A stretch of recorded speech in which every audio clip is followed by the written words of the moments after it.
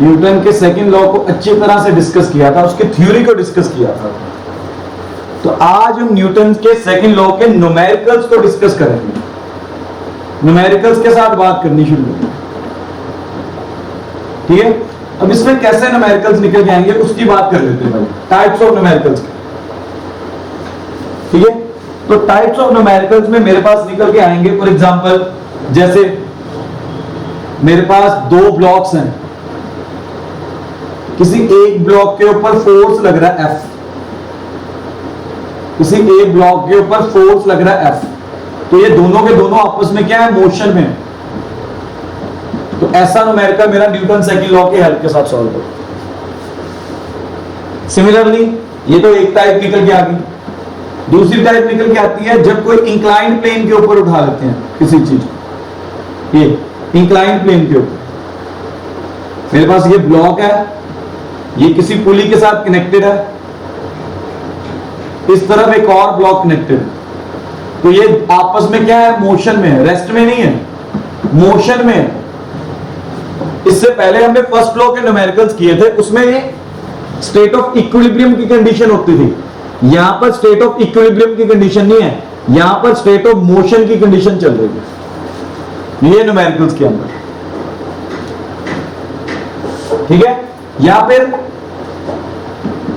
मेरे पास इस तरह से पुली होगी, ये मास लगा हुआ है, ये इधर मास लगा हुआ है, इस तरह से, तो यहां पर भी मेरा क्या निकल के आएगा, सारा कुछ मोशन में निकल के आएगा। तो ऐसे न्यूमेरिकल्स मेरे पास इस मतलब सेकंड लॉ के अंदर निकल के आएंगे। तो चलिए आइए शुरू करते हैं ये न्यूमेरिकल्स के साथ, ठीक है। तो सबसे पहले सिंपल सी एक बात करते हैं, मेरे पास एक ब्लॉक है, ये M ब्लॉक है जिसका मास M है, उसके ऊपर एक फोर्स लगा हुआ है इस डायरेक्शन में F। तो हमें कैलकुलेट करना है इसका मास, एक्सेलरेशन, कैलकुलेट, इधर कैलकुलेट एक्सेलरेशन, इसकी एक्सेलरेशन कैलकुलेट करनी है मुझे, calculate the acceleration, acceleration calculate करनी है मुझे इसकी। तो जरा सोचिए कैसे करेंगे, फोर्स अपॉन मास। चलिए इसका फ्री बॉडी डायग्राम पहले शो करते हैं, ठीक है। अब पहले तो इसके ऊपर फोर्सेस कैलकुलेट करते हैं, एक फोर्स तो वर्टिकली mg डाउनवर्ड ही आएगा, ठीक है। तो ये सरफेस बॉडी के ऊपर एक नॉर्मल डायरेक्शन लगाएगा n, उसे r के साथ भी रिप्रेजेंट कर देते हैं बुक्स में। तो सरफेस के साथ कांटेक्ट में है, तो ये सरफेस बॉडी के ऊपर अपवर्ड डायरेक्शन में फोर्स लगाएगा, that is normal direction r। अच्छा ये तो हो गए वर्टिकल फोर्सेस, ये दोनों हो गए मेरे वर्टिकल फोर्सेस। हॉरिजॉन्टल डायरेक्शन में एक ही फोर्स लग रहा है, दैट इज F, ठीक है। तो इसका फ्री बॉडी डायग्राम मैंने ड्रॉ किया, फ्री बॉडी डायग्राम। तो फ्री बॉडी डायग्राम कैसे निकल के आ रहा है, ये मास के ऊपर फोर्स M लगा, मास के ऊपर वेट mg डाउनवर्ड डायरेक्शन में, नॉर्मल डायरेक्शन इस तरह से। इसका फ्री बॉडी डायग्राम ये निकल के आ रहा है।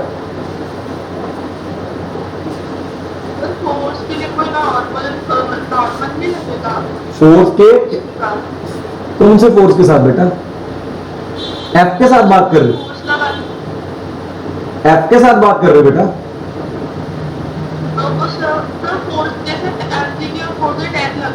हाँ जी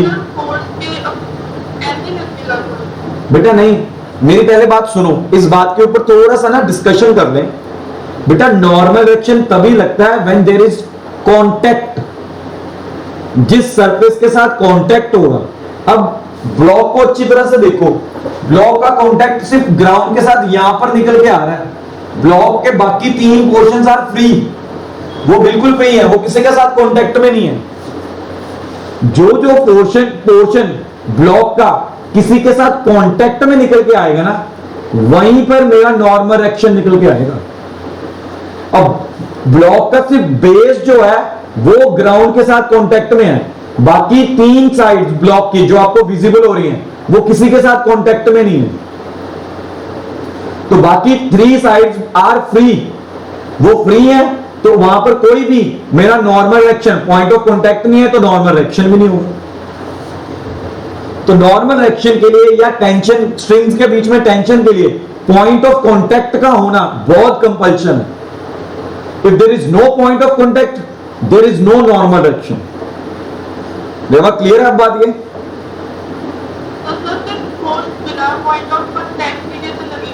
बेटा अच्छा यही कर, मैं ये कह रहा हूं वहां पर उसके ऊपर कोई फोर्स लग रहा है, किस कोई बंदा ही से जोर लगा रहा होगा। सपोज करो इस डायरेक्शन के अंदर, मैंने ये सिर्फ फोर्स की डायरेक्शन बताई है, यहां पर कोई बंदा है जो इसको फोर्स लगा रहा है इसके ऊपर, तो वो बंदा इसके ऊपर एफ डायरेक्शन में फोर्स लगा रहा है, ये चीज हो सकती है। समझ में आ रहा है? ठीक है, अब वो एफ डायरेक्शन में जो मतलब फोर्स जो उसके ऊपर ब्लॉक के ऊपर लग रही है वो किसने अप्लाई की है, मैंने वो शो नहीं किया इसमें।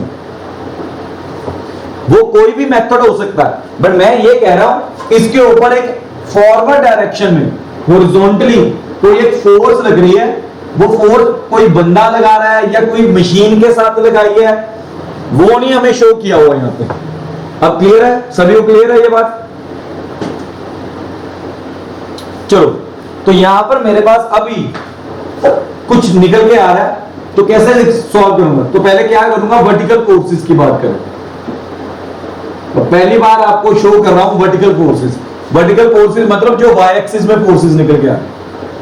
अब वर्टिकल फोर्सेस, ठीक है, नेट फोर्स तो इसके अंदर कुछ भी नहीं आ रहा, वर्टिकल फोर्सेस तो आपस में क्या निकल के आ रहे हैं, इक्वल निकल के आ रहे हैं। Whereas horizontal forces, horizontal force वो क्या निकल के आ रहा है, F। horizontal force क्या निकल के आ रहा है, F। अब एक ही horizontal force है, that is F, वो भी फॉरवर्ड डायरेक्शन में लगा हुआ। F को पीछे से कोई अपोज नहीं कर रहा, F में कुछ ऐड भी नहीं हो रहा, तो horizontal डायरेक्शन में सिर्फ एक ही फोर्स है, that is F। अब इसके ऊपर अगर मैं न्यूटन का सेकंड लॉ लगाता हूं तो F इज इक्वल टू क्या निकल के आएगा, m में। तो यहां से एक्सेलरेशन क्या निकल के आ रही है, F upon m। This is my required answer, this is my required answer. अब ये देखो ना, मोशन किस डायरेक्शन में निकल के आ रहा है, मोशन सिर्फ हॉरिजॉन्टल डायरेक्शन में निकल के आ रहा है, वर्टिकल डायरेक्शन में कोई मोशन नहीं है। अगर वर्टिकल डायरेक्शन में कोई मोशन नहीं है तो वर्टिकल डायरेक्शन के फोर्सेस आपस में क्या होंगे, इक्वल। वर्टिकल डायरेक्शन के फोर्सेस आपस में क्या हो जाएंगे, इक्वल। तभी n is equal to mg लिखा हुआ है हमने, because there is no motion in the vertical direction, there is only one motion in the horizontal direction. तो उसके ऊपर हमने न्यूटन का सेकंड लॉ लगा दिया। न्यूटन का सेकंड लॉ वैसे भी डील किसके साथ कर रहा है, मोशन के साथ कर रहा है। बात समझ में आ रही है, क्लियर हो रही है?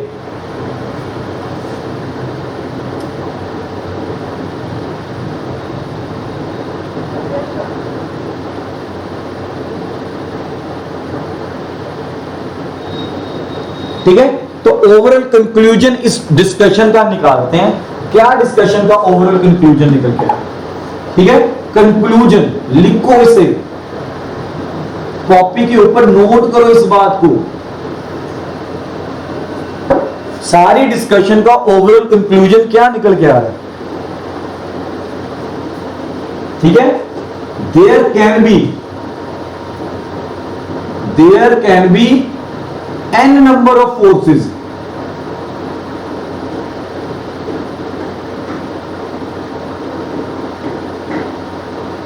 ठीक है, but direction of acceleration is always one। यहां पर एक मिनट थोड़ी सी करेक्शन करते हैं। There are n number of forces in different directions, in different directions,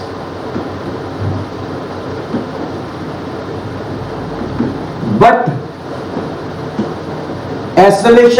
direction of acceleration is always one, direction of acceleration is always one। ठीक है, तो वो क्या निकल के आएगी, एफ नेट की डायरेक्शन में निकल के आएगा। मतलब सारे फोर्सेस का जो नेट फोर्स निकल के आ रहा है ना, सारे फोर्सेस को ऐड किया, डिफरेंट डिफरेंट डायरेक्शन के फोर्सेस को उठा के ऐड किया, जो नेट फोर्स निकल के आ रहा है ना, एक्सेलरेशन हमेशा नेट फोर्स की डायरेक्शन में होगी। बड़ा इंपॉर्टेंट पॉइंट है ये, बड़ा इंपॉर्टेंट पॉइंट।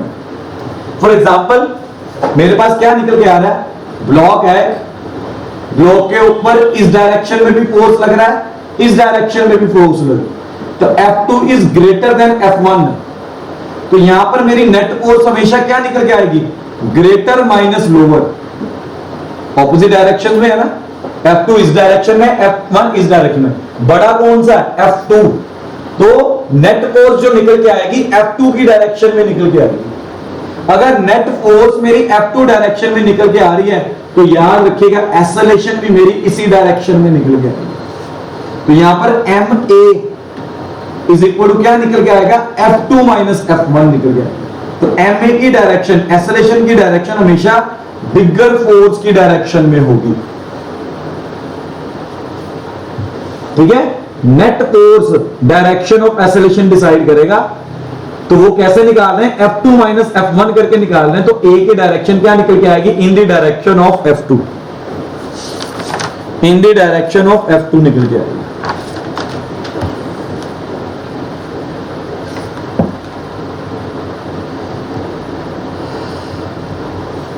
ये हॉरिजॉन्टल फोर्सेस है।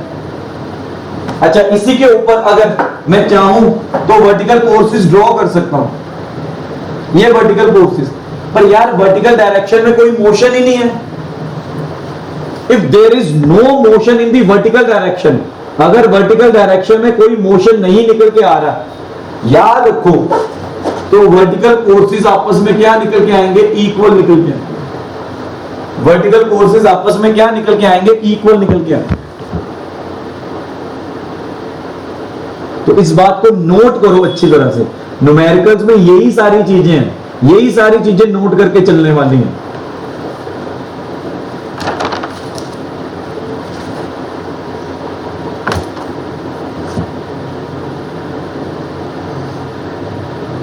अच्छा, अगला केस लेते हैं।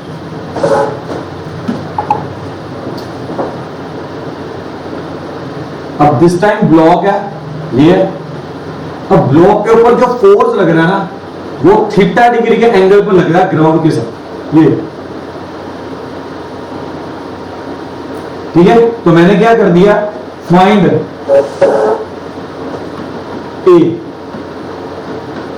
एक्सेलरेशन फाइंड कर दिया। ब्लॉक का मास क्या निकल के आ रहा है, एम निकल के आ रहा है। एक्सेलरेशन ए फाइंड करनी है इसमें। दिस टाइम हॉरिजॉन्टल डायरेक्शन में फोर्स नहीं लग रही, force making an angle of theta with the ground लग रही है, ठीक है।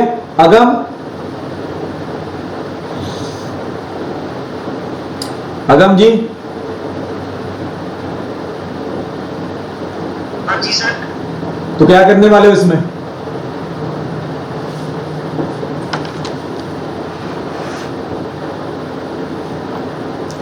बोलो बोलो, टेल टेल।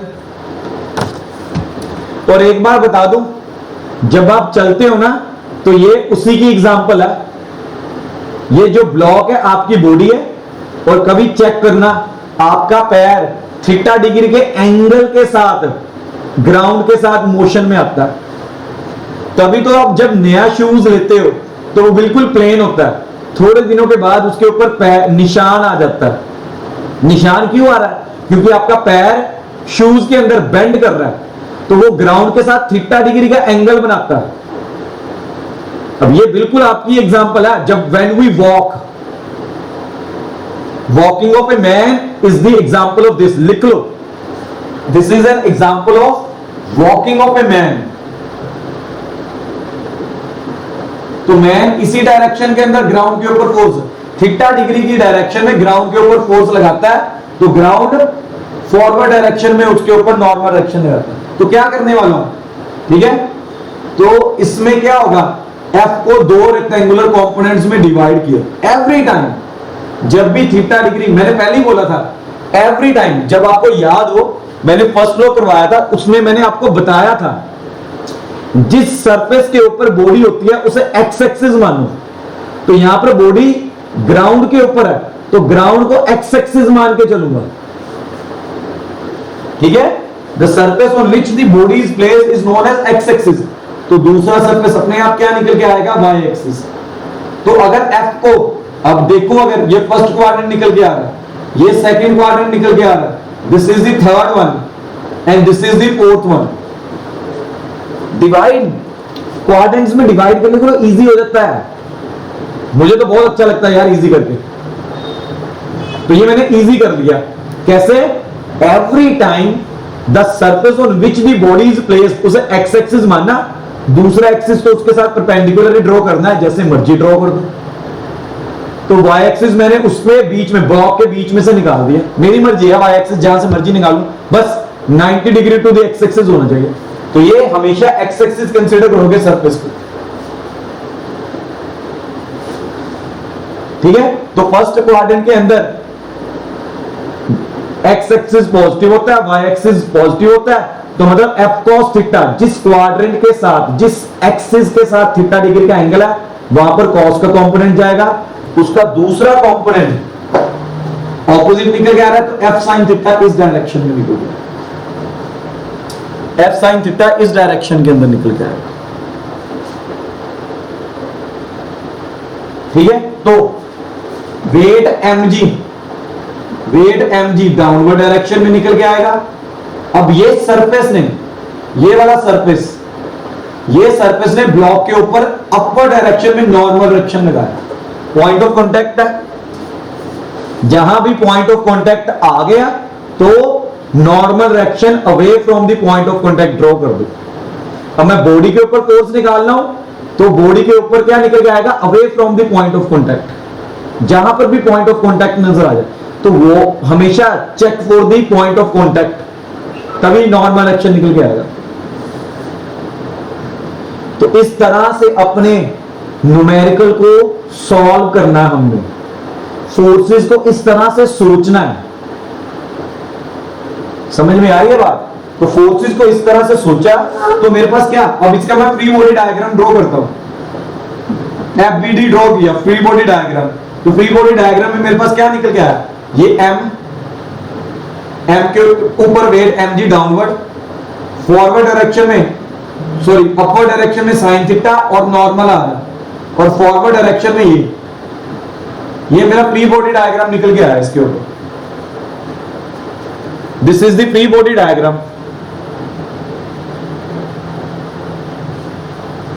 इस तरह से तो फ्री बॉडी डायग्राम के अकॉर्डिंगली अगर मैं फोर्सेस लगाने शुरू करूं, ठीक है, थोड़ी जगह चाहिए मुझे यहां पर इसे रब करना,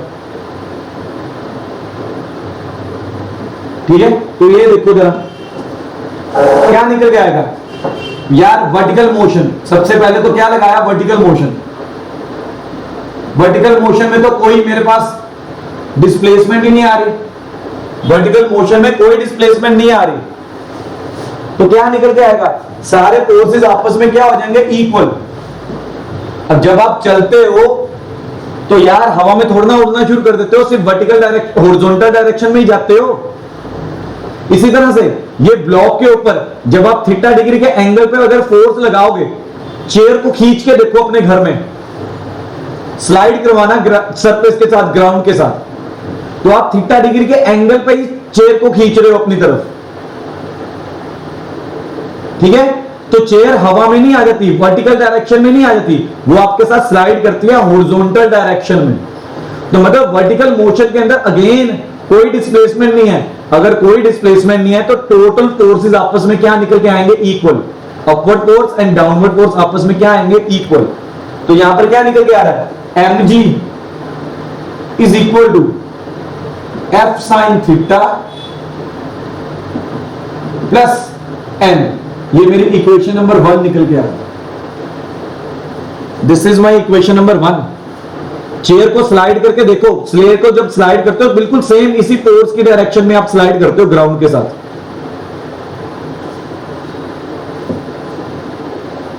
ठीक है। अपनी तरफ खींच के देखना चेयर को, तो वो वर्टिकल डायरेक्शन में कोई डिस्प्लेसमेंट नहीं करती, सिर्फ हॉरिजॉन्टल डायरेक्शन में डिस्प्लेसमेंट करती है। अगर वर्टिकल डायरेक्शन में कोई डिस्प्लेसमेंट नहीं है तो फोर्सेस जितने भी निकल के आ रहे हैं वर्टिकल डायरेक्शन में हमेशा क्या होंगे, इक्वल इक्वल।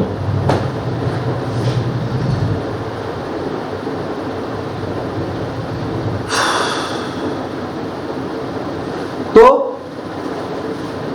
हॉरिजॉन्टल के ऊपर बात करते हैं, हॉरिजॉन्टल फोर्स, हॉरिजॉन्टल मोशन की बात करते हैं।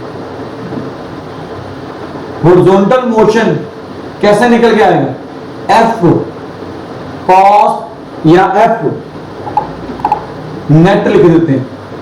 मैंने बताया ना नेट फोर्स, एफ नेट किसके इक्वल निकल के आ रहा है, एक ही तो फोर्स है, एफ नेट किसके इक्वल है, एफ कॉस थीटा के इक्वल।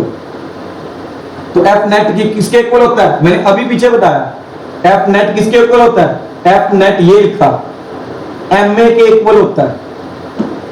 तो यहां पर क्या निकल के आ जाएगा, एम ए।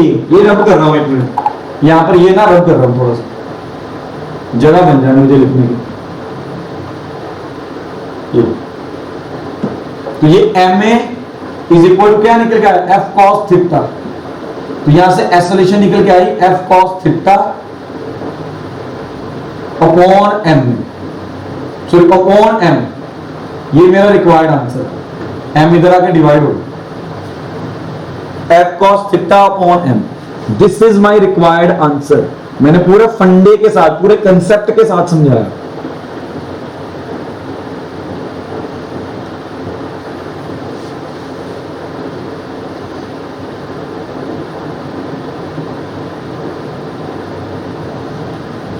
ठीक है, न्यूमेरिकल करते हैं, न्यूमेरिकल करते हैं। तो मेरे पास क्या निकल के आ रहा है, एक ब्लॉक है मेरे पास जिसका मास 5 kg है। ये ब्लॉक है मेरा जिसका मास 5 kg निकल के आ रहा है। इसके ऊपर 20 न्यूटन का फोर्स लग रहा है, making an angle of 37 degree with the ground, making an angle of 37 degree with the ground. ठीक है, तो हमें फाइंड क्या करना है,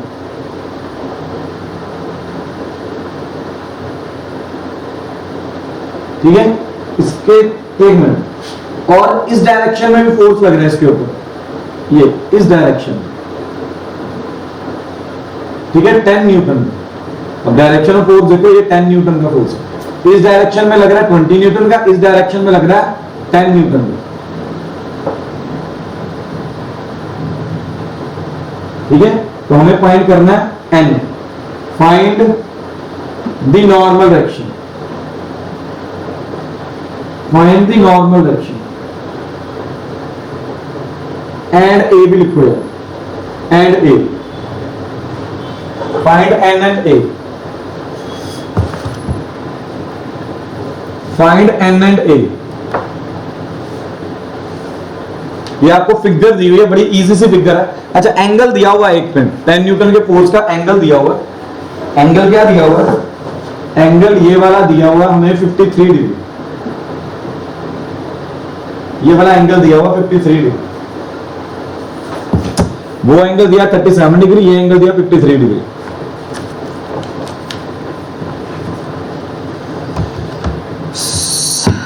We have to find normal action and acceleration। सबसे पहले मैंने एक ही बात सिखाई आपको, जब भी फोर्सेस ऐसे निकल के आ जाए ना टेढ़े मेढ़े, तो सबसे पहले जिस सरफेस के ऊपर बॉडी है उसे क्या कंसीडर कर लो, एक्स एक्सिस कंसीडर कर लो। तो मैं इसे एक्स एक्सिस कंसीडर करने वाला हूं, इसे एक्स एक्सिस कंसीडर कर।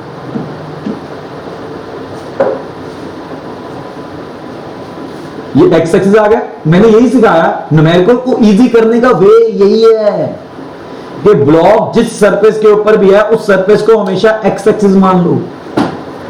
अब उसकी परपेंडिकुलर डायरेक्शन में हमेशा वाई एक्सिस निकल के आएगा, तो ये परपेंडिकुलर डायरेक्शन में वाई एक्सिस निकल गया, this represents the Y axis.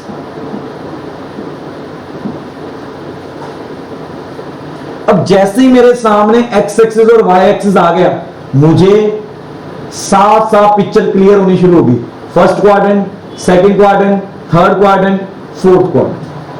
लेकिन ध्यान से, यार इस फोर्स की डायरेक्शन मेरे पास ये निकल के आ रही है, इट मींस मुझे इस फोर्स की टेल, मतलब अगर मैं इस फोर्स को चाहूं तो मैं आगे एक्सटेंड कर सकता हूं इस डायरेक्शन में। हमेशा टेल से मेजरमेंट करनी है। जो भी वेक्टर होता है ना, वेक्टर की मेजरमेंट फ्रॉम द टेल देखते हैं। अब एन न्यूटन का फोर्स, उसकी डायरेक्शन ये निकल के आ रही है, तो ओरिजिन मैं उसे एक्सटेंड करता हुआ लेके गया तो वो फोर्थ क्वाड्रेंट के अंदर एंटर कर जाता है। तो डायरेक्शंस का ध्यान रखना है। दोनों वेक्टर्स अब टेल के साथ टेल मैच कर रहे हैं, टेल से टेल मिला के चलो, याद रखो। अगर मैं इस डायरेक्शन में जाता हूं ना, इस डायरेक्शन से आता हूं सेकंड क्वाड्रेंट से, तो यहां पर मतलब ये इसकी क्या निकल के आ रहा है, हेड निकल के आ रहा है। तो मैंने शिफ्टिंग ऑफ वेक्टर्स किया, शिफ्टिंग ऑफ वेक्टर्स करवाया हुआ ना। हमेशा टेल के साथ टेल मैच करवाओ, इसकी दोनों वेक्टर्स की आपस में टेल मैच करवाओ। तो शिफ्टिंग ऑफ वेक्टर के साथ एन वेक्टर को 10 न्यूटन के फोर्स को मैंने शिफ्ट किया, तो वो फोर्थ क्वाड्रेंट के अंदर लाइज कर दी। अब दोनों वेक्टर्स की, दोनों फोर्सेस की टेल से टेल मैच कर रही है। अब इन्हें रेक्टेंगुलर कंपोनेंट्स में डिवाइड कर दो। अच्छा, अब इन्हें रेक्टेंगुलर कंपोनेंट्स में डिवाइड कर दूंगा। अब एक चीज और, अब इसे देखो जरा, ये चीज और ये चीज, ये और ये आपस में वर्टिकली ऑपोजिट एंगल है, तो ये 53 डिग्री का एंगल आ रहा है। आपस में ये वर्टिकली ऑपोजिट है, तो ये 53 डिग्री का एंगल निकल के आ रहा है। देखो सोचना कैसे है, कितने बढ़िया वे से मैं बता रहा हूं ये। आप कोई भी लेक्चर देख लो, कोई भी बुक उठा के देख लो, इस तरह से नहीं करवा रहा है जिस तरह से मैं करवा रहा हूं, मुझे मालूम है इस बात का। चलिए छोड़िए इस बात को। हमने अब क्या किया, दो रेक्टेंगुलर कंपोनेंट्स में डिवाइड किया F20 न्यूटन के फोर्स को।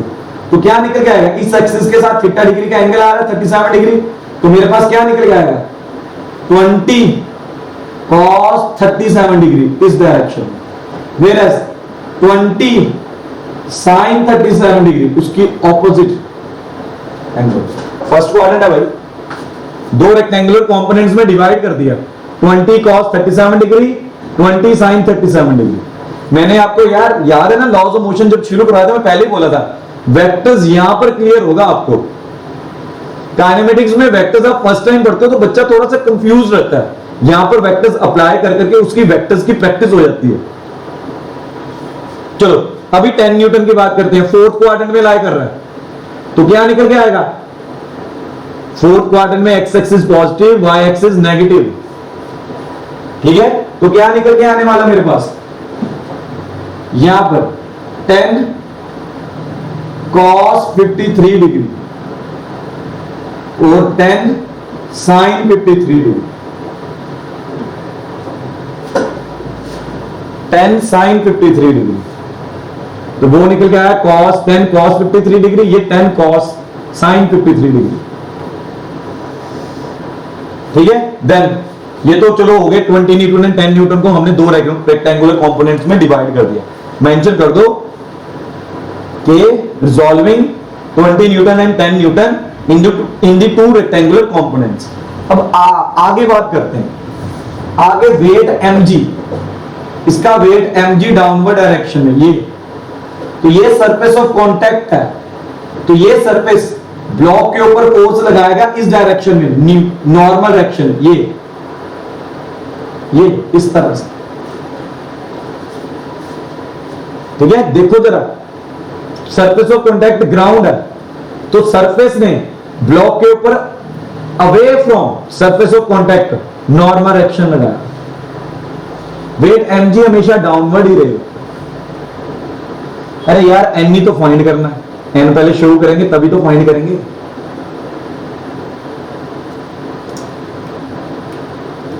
ठीक है, अब मैंने पहले ही बोला था, एक बात क्लियर कर दो, जब भी 20 न्यूटन एंड 10 न्यूटन के फोर्सेस ऐसे आएंगे ना, वर्टिकल डायरेक्शन में कोई मोशन नहीं निकल के आएगा, सिर्फ हॉरिजॉन्टल डायरेक्शन में मोशन निकल के आता है,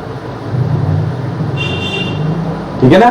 जब भी आप कोई थीटा डिग्री के एंगल पे कोई चीज को स्लाइड करवाते तो ऐसे ही होता है। तो वर्टिकल, इसका फ्री बॉडी डायग्राम अगर मैं बनाता हूं, ठीक है, तो फ्री बॉडी डायग्राम इसका ऐसे निकल के आएगा। ये देखो फ्री बॉडी डायग्राम बना रहा हूं यहां पे, अगले पेज पे बनाता हूं, फ्री बॉडी डायग्राम अगले पेज पे बनाते हैं। तो यहां पर ये मास निकल के आया m, ठीक है, ये डाउनवर्ड कितना वेट है 5, m की वैल्यू क्या दी हुई है 5, तो मैं m की वैल्यू 5, ये 5 kg है, तो 5 इंटू जी, ये फोर्स आ गया एक तो डाउनवर्ड, दूसरा डाउनवर्ड फोर्स आ रहा है 10 into cos, sorry sine, check करो अपनी फिगर के अंदर, साइन 53 डिग्री, ये तो डाउनवर्ड फोर्सेस आ गए। अपवर्ड में 20 into sine 37 degree, N forward direction में 10 इंटू कॉस 53 डिग्री, इसी तरह से 20 इंटू कॉस 37 डिग्री। तो ये मेरा फ्री बॉडी डायग्राम निकल के आ रहा है, सिंपल सा फ्री बॉडी डायग्राम, कोई फोर्स रह ना गया हो, चेक कर लें। हाँ जी, फॉरवर्ड डायरेक्शन में दो ही फोर्सेस आ रहे हैं, एक ये आ रहा है, एक ये आ रहा है, तो नीचे दो फोर्सेस, ऊपर दो फोर्सेस, बिल्कुल सही। ये मेरा फ्री बॉडी डायग्राम निकल के आ गया इसका। This is the free body diagram.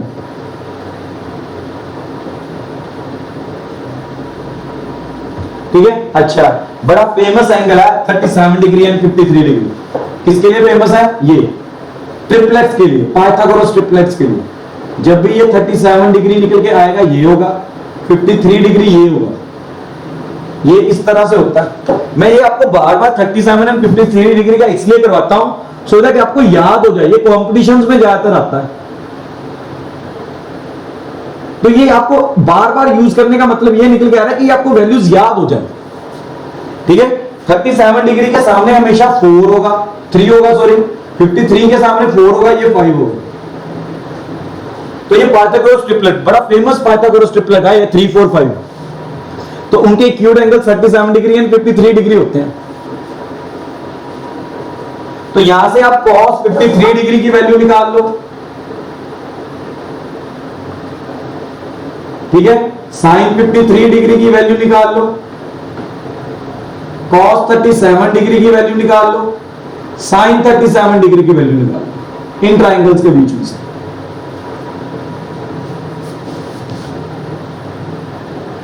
तो sin 53 डिग्री मेरे पास निकल के आएगा 3/5, ठीक है। 53 के सामने क्या निकल गया? परपेंडिकुलर, तो ये बेस निकल गया। तो sin 50 नहीं, cos 53 डिग्री निकल के आएगा 3/5।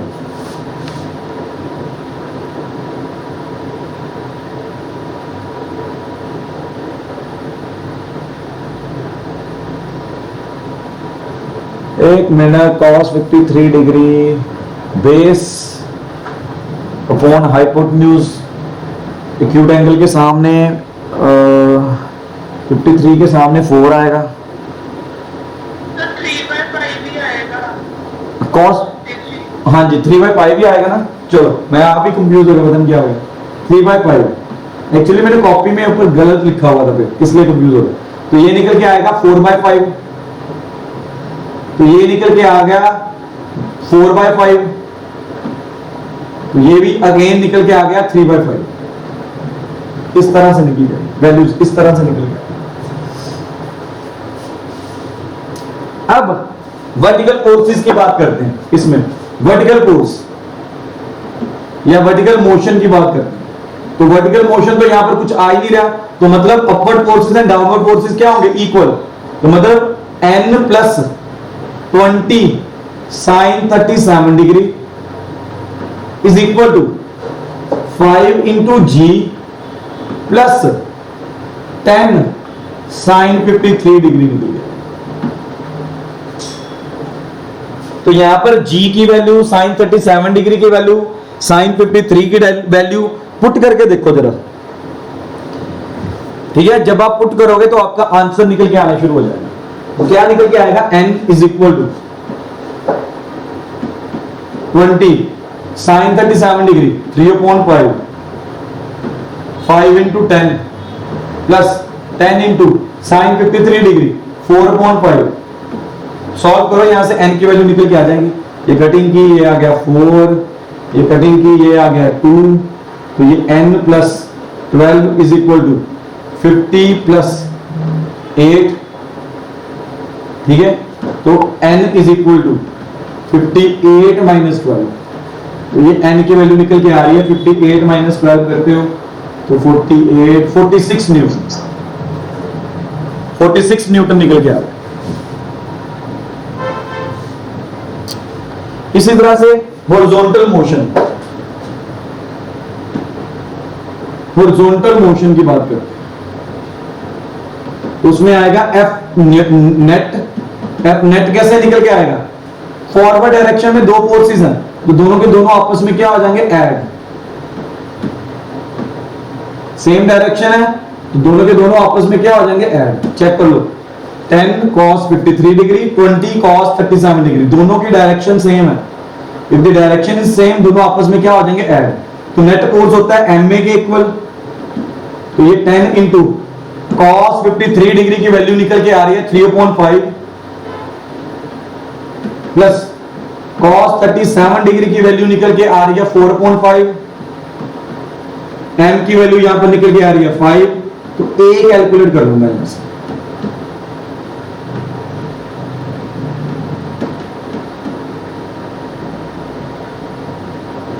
a कितना निकल के आ रहा है? 22.5 मीटर पर सेकंड स्क्वायर। चेक कर लो, ये निकल के आ रहा है।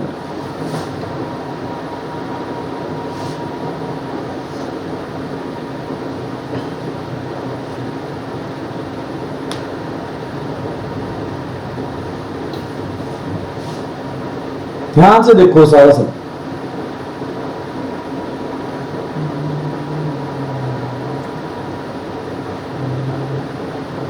मेरे इजी है अगर दिमाग लगाओ, मुश्किल है अगर ध्यान ना दो। बड़े ध्यान से देखिएगा, सिंपल। हॉरिजॉन्टल मोशन हमेशा एफ नेट के साथ ही चलाइएगा तो इजी चलेगा आपका सम। तो जितने भी फोर्सेस, अगर सेम डायरेक्शन में फोर्सेस आ रहे हैं तो ऐड कर दो, ऑपोजिट डायरेक्शन में फोर्सेस आ रहे हैं तो सब्ट्रैक्ट कर दो, बस इसी के साथ चलने की बात। अगले क्वेश्चन पे चलें। चलिए अब टाइप चेंज करते हैं थोड़ी सी, ठीक है। तो मेरे पास अगली टाइप निकल के आ रही है इसमें, जिसमें ब्लॉक्स इस तरह से दिए हुए हैं, ये ब्लॉक्स दिए हुए इस तरह से, और ये एक दूसरे के ऊपर फोर्सेस लगा रहे हैं ये blocks. These forces are applying forces on each other. हाँ जी, क्या कह रहे हो दमन?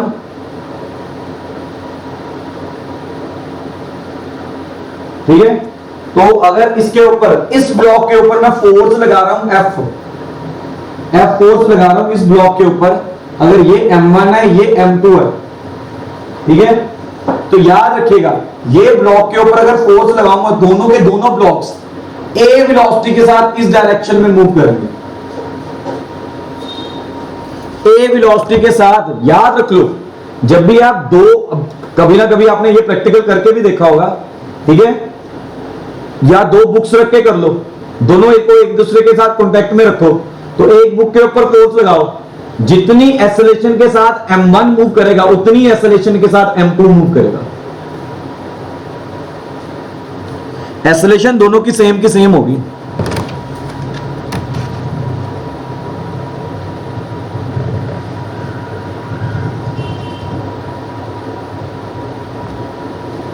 ठीक है, ध्यान रखो। तो यहां पर क्या निकल के आ रहा है, अब ध्यान से देखो, ये मेरा पॉइंट ऑफ कांटेक्ट निकल के आ रहा है, जो मैंने ये पर्पल कलर का ड्रॉ कर दिया, ये मेरा पॉइंट ऑफ कांटेक्ट निकल के आ रहा है। मैंने आपको एक ही बात बोली है, जब भी पॉइंट ऑफ कांटेक्ट होगा दो सॉलिड सर्फेसिस के बीच में, तो नॉर्मल एक्शन लगेगी, तो नॉर्मल एक्शन तो लगेगी, ठीक है। तो ये इस डायरेक्शन में एक नॉर्मल एक्शन आएगी N डैश, इस डायरेक्शन में नॉर्मल डायरेक्शन आएगी एन डैश, ठीक है, according to Newton's third law. तो फॉरवर्ड डायरेक्शन के एन डैश का मतलब है, मैं मीनिंग्स लिख देता हूं, ये वाले एन डैश का मतलब है नॉर्मल डायरेक्शन, या इस तरह से लिखो, नॉर्मल डायरेक्शन ना लिखूं, force on M2 bye M1, इसका मतलब ये निकल के आ रहा है। वेरस ये वाले एन डैश का मतलब निकल के आ रहा है, ये वाले एन डैश का force on M1 by M2, इसके मीनिंग्स ये निकल के आ रहे हैं, इनके मीनिंग्स ये निकल के आ रहे हैं। मीनिंग्स नोट करो अपनी कॉपी के ऊपर, ये नई चीज है आपके लिए। अब दीज आर इंटरनल फोर्सेस, ये बॉडी ने खुद डेवलप किए हैं अपने आप, हमने बाहर से नहीं लगाए। बाहर से तो ये फोर्स लगा रहे हैं F, ये बॉडी ने अपने अंदर आप डेवलप किए हैं, एक दूसरे के ऊपर फोर्स लगाए। These are internal forces and internal forces obey Newton's third law, ये याद रख लो इस बात को। तो ये एक्चुअल मोशन में, ये एक्चुअल मोशन में ये कह लो कि बिल्कुल यूज नहीं होते, इनका अफेक्ट दोनों ऑपोजिट डायरेक्शन में इक्वल है, कट हो जाते हैं, तो एक्चुअल मोशन में ये पार्टिसिपेट नहीं करते। ये दीज फोर्सेस लिख लो, internal forces are developed by the body internally, हम एक्सटर्नली कुछ नहीं कर रहे। And these forces obey the Newton third law and they does not pay any affect on the net motion. Net motion में ये एक दूसरे के ऊपर फोर्सेस नहीं लगाते। होप सो क्लियर होगी होगी बातें।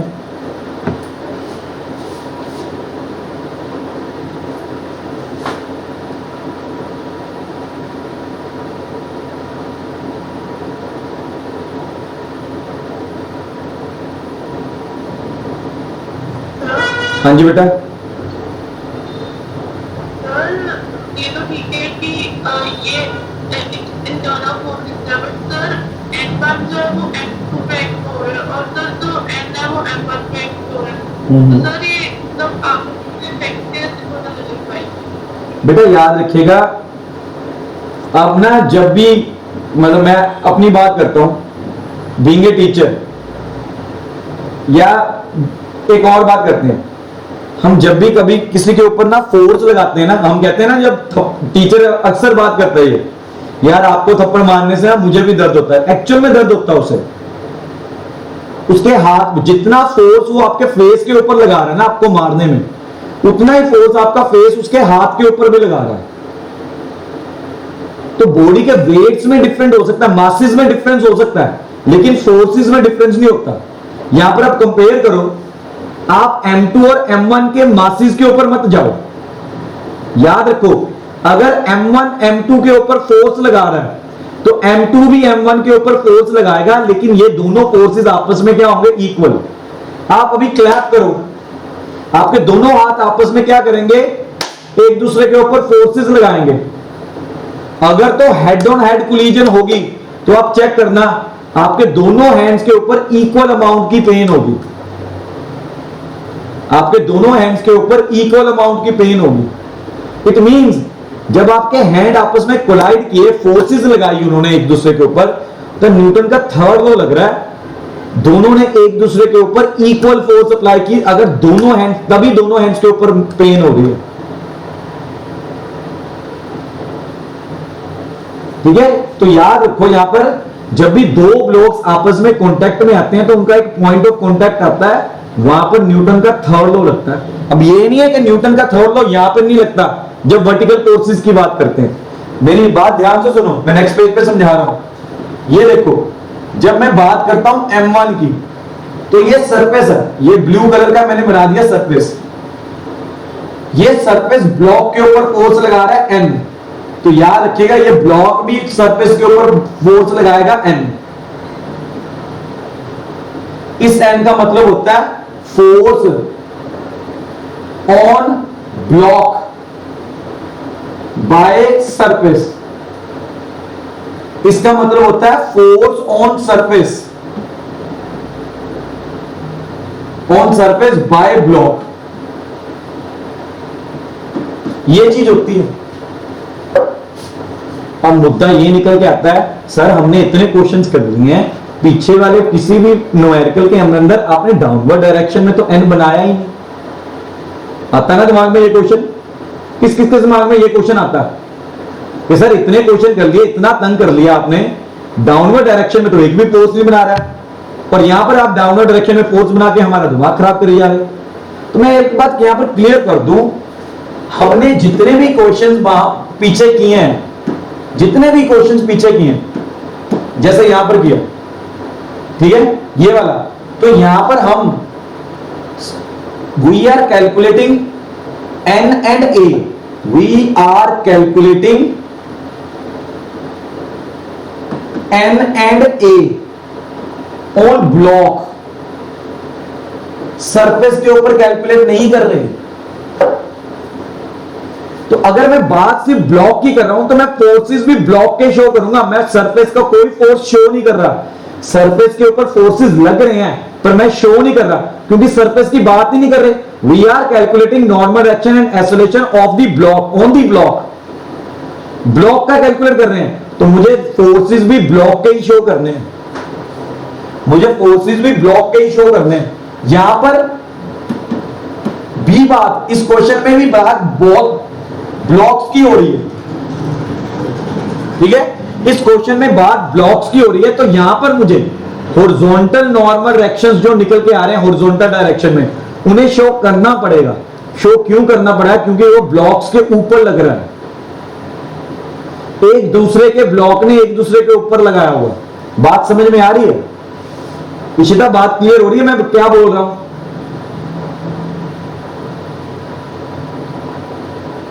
इसी तरह से पिक करनी चाहिए, तो ये कोई बात नहीं। इशिता, हलीम, बात क्लियर हो रही है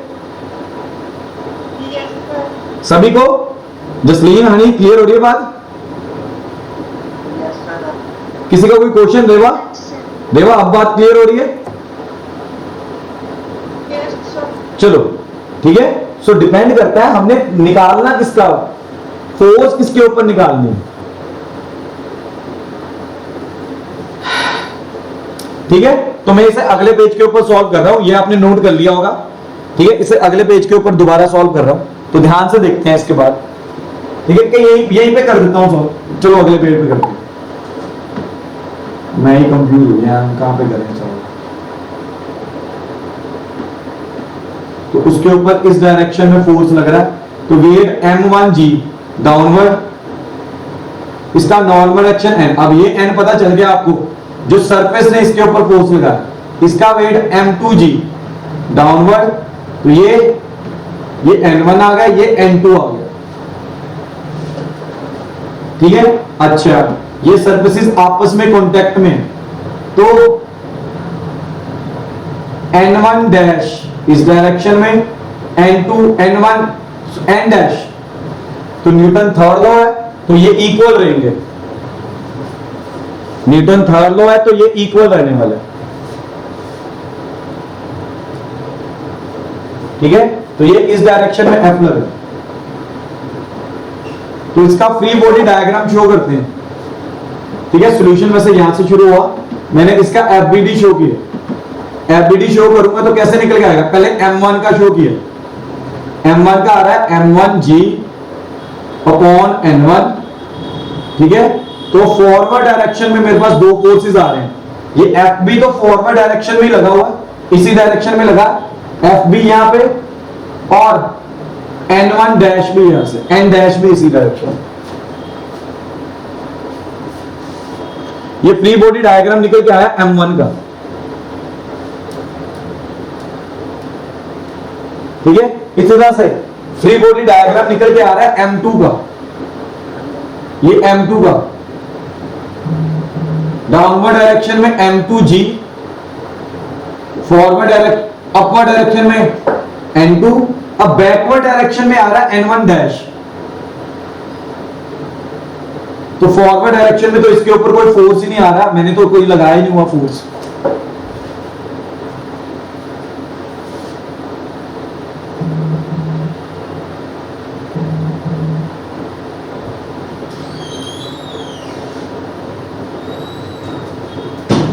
नहीं, यहां पर गलती होगी, ये N1 डैश बैकवर्ड डायरेक्शन में इसके ऊपर,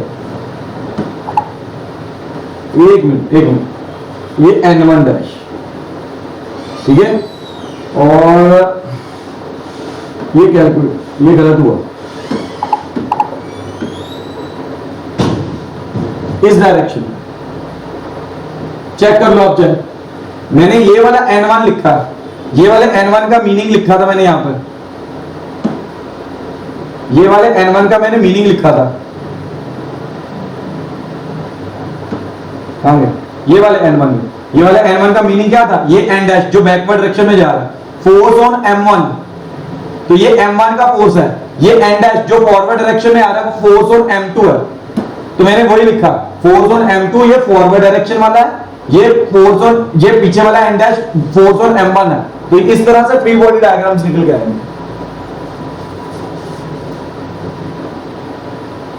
तो आप लगा लो, हॉरिजॉन्टल मोशन वर्टिकल मोशन छोड़ो, वो तो इक्वली निकल के आएंगे, मुझे एक्सेलरेशन फाइंड करनी है, ठीक है।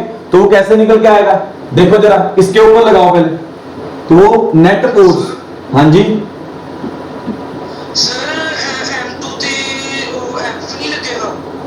M2 ਤੇ बेटा F ਤਾਂ मैं सिर्फ M1 ਤੇ लगाया ना, M2 ਦੇ ਉੱਤੇ ਤਾਂ M2 ਦੇ ਉੱਤੇ फोर्स जो लगा रहा है वो M1 लगा रहा है, please check it out. F force मेरा M1 ਤੇ ਲੱਗਿਆ, M1 ने अगों फोर्स लगाया M2 ਦੇ ਉੱਤੇ। ਹੁਣ क्लियर हो रही है गल? हाँ जी सर, हाँ जी, ठीक है। तो नेट फोर्स कितना निकल के आएगा, M1 के ऊपर लगाया F माइनस N डैश, तो M1A is equal to F minus N dash. So this is equation number 1. Similarly, N दा F न्यूटन, F नेट ये निकल के आएगा N डैश दे इक्वल निकल के आएगा,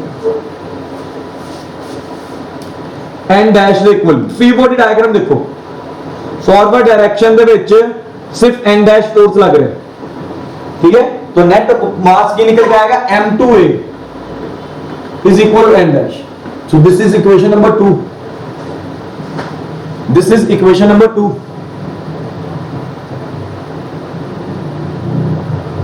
ठीक है, उठा के 1 and 2 को ऐड कर दो, एडिंग 1 and 2,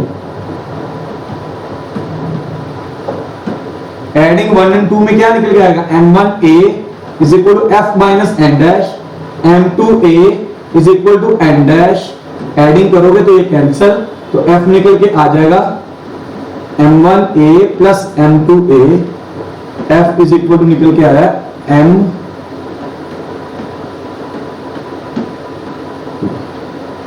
तो एक्सेलरेशन निकल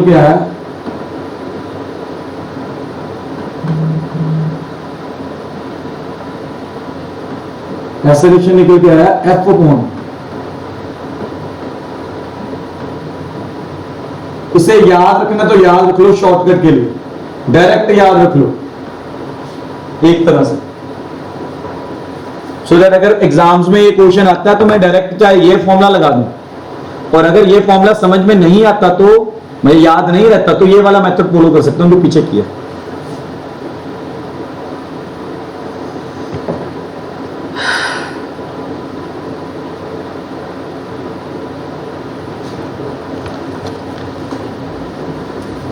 ठीक है, तो एक न्यूमेरिकल दे रहा हूं आपको घर के लिए होमवर्क, तो वो न्यूमेरिकल क्या निकल के आ रहा है इस तरह से। अगर लाइव सेशंस मतलब ऑनलाइन लाइव सेशंस की बात करें, इंटरेक्शन होती है, तो जिसमें अगर हमने जितना सोचा होता है ना उतना मटेरियल कभी कभी कवर नहीं होता। इसके न्यूमेरिकल्स मेरे पास अभी पुली वाले पड़े हुए हैं, वो कल करेंगे। अब मैंने वैसे सोचा था आज ही कर लेंगे, तो वो कल करेंगे। तो इसके ऊपर 20 न्यूटन का फोर्स लग रहा है, ये इस तरह से। फाइंड ए, आपको ए फाइंड करनी है इसमें।